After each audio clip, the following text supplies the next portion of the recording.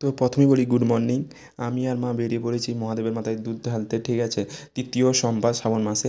তো মা অনেক দিন ধরে বলছিল যে বাবু চল না মহাদেবের মাথায় দুধ ঢেলে আসবো। আমি বলি চলো, কোনো ব্যাপার না। তো আমি আর মা তৃতীয় সোমবারে দুধ ঢালতে বেরিয়ে পড়েছি, ঠিক আছে। আর মায়ের এইদিকে শরীর খারাপ, ঠিক আছে, মা হাঁটতে পারছে না। তো তোমাদের আগেই বলছিলাম যে মায়ের অনেক দিন ধরে আগে থেকে শরীর খারাপ ছিল, তো তোমাদের বলছি নাকি ঠিক অতটা কেন।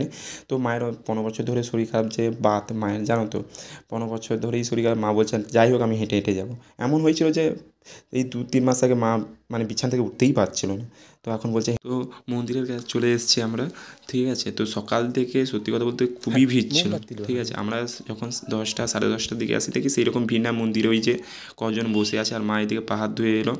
আমি বলছি মন্দিরে যখন আমরা পুজো দিতে ঢুকলাম, সত্যি কথা বলতে মন্দিরে কেউই ছিল না, আমি আর মা, ঠিক আছে। কেউ পুজো দিতে, সবাই পুজো দিয়ে চলে গেছে, ঠিক আছে।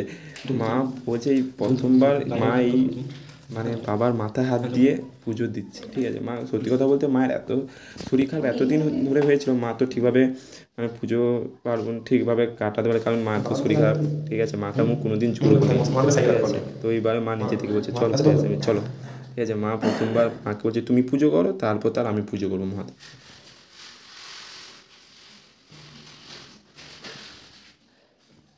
বাতাসা দিচ্ছ, বাতাসা দিচ্ছ,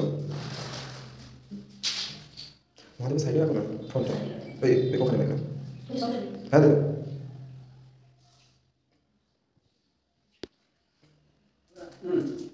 মা প্রথমে পুজো করার পর তারপর আমি পুজো করছি, এই যে